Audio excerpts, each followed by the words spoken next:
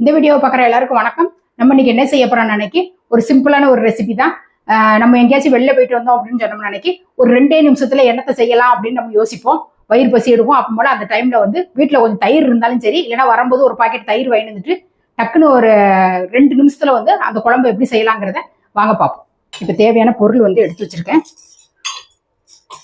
தயிர் வந்து ஒரு 100-150 ml இருக்கும். 150 ml இது தயிரை எடுத்து நல்லா கட்டி இல்லாமல் நல்லா கடைஞ்சி வச்சிருக்கேன்.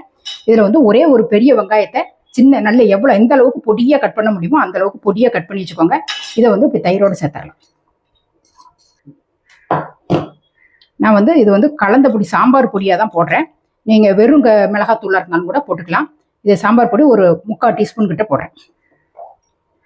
இந்த தயிருக்கு தேவையான உப்பு ஒரு 1/4 டீஸ்பூன் கிட்ட போட்டுட்டு இதை நல்லா கலந்து வச்சுருவோம். நல்லா அப்படி கலந்து வச்சாச்சு. இந்த வெங்காயத்தோட நல்ல வெங்காயம் இந்த அளவுக்கு நிறைய இருக்கணும் வெங்காயம். இப்போ தாளிக்கிறதுக்கு ஒரு சட்டி வச்சுருக்கேன். அதில் வந்து ஒரு 3 ஸ்பூன் கிட்ட எண்ணெய் விட்டுருக்கேன். எண்ணெய் சூடாக இருந்ததுக்கப்புறம் கொஞ்சமாக கடுகு உளுந்தம் பருப்பு 2 சேர்ந்து மிக்ஸ் பண்ணி தான் வச்சுருக்கேன். அதனால் அதை உள்ளே சேர்த்துட்றேன். ஒரு பிஞ்சு சீரகம், ஒரே ஒரு பிஞ்சு வெந்தயம் போட்டிருக்கேன். அது நல்லா வெடிச்சு வரட்டும். அதில் வந்து கொஞ்சம் மஞ்சப்பொடி போடலை, அதெல்லாம் கொஞ்சமாக மஞ்சப்பொடி போட்டு மிக்ஸ் பண்ணிடுறேன்.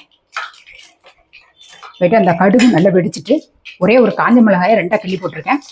ஒரு கொத்து கருவேப்பிலை. இப்போ அந்த சூடோட எண்ணெயவே இப்போ நான் அடுப்பை ஆஃப் பண்ணிடுறேன். கொஞ்சமாக அடுப்பை ஆஃப் பண்ணிவிட்டு பெருங்காயம் போடுங்க. அப்போ நல்லா வாசனையாக இருக்கும். ஒரு 1/4 டீஸ்பூன் கிட்ட பெருங்காயம் அப்படியே நல்லா கலக்கிட்டு அந்த இதில் வந்து அந்த தயிரை கலக்கி வச்சதில் வந்து ஊற்றிடுறேன்.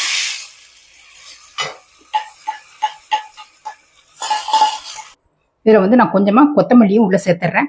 சேர்த்துட்டு நல்லா கலந்து விட்டுட்டோம்னாக்கி இந்த தயிர் தாளிச்சது வந்து ரெடி ஆயிடுச்சு. இதை வந்து நல்லா எண்ணெயோட நல்லா கலந்து விட்டுட்டோம் அப்படின்னம்னா டேஸ்ட் ரொம்ப நல்லாயிருக்கும். அந்த மிளகாத்தூளில் பச்சை வாசனைலாம் இருக்காது. ஏன்னா அன்னைக்கு சூடாக நம்ம எண்ணெய் ஊற்றும் போது அந்த பச்சை வாசனையும் போயிடும். நம்ம குழம்பு சாப்பாட்டில் ஊற்றி சூடாக சாப்பாட்டில் ஊற்றி சாப்பிட்டுட்டு ஒரே ஒரு எதனா கொஞ்சம் சிப்ஸ் எதனா இருந்ததுன்னா கூட அதை தொட்டுக்கிட்டு சாப்பிட்டாலே இந்த டேஸ்ட் ரொம்ப நல்லாயிருக்கும்.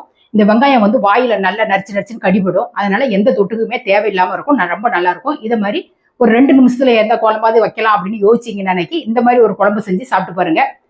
ஆனால் உங்கள் வீட்டு பசங்க எதனா பேச்சுலர் பசங்க எங்கன்னா வெளியில இருந்தாங்க அப்படின்னு நம்ம நினைக்கி அந்த பேச்சுலருக்கு ஒரு சாதம் வடிச்சிட்டு இந்த மாதிரி ஒரு குழம்பு வந்து டக்குன்னு செய்யற மாதிரி இருக்கும்.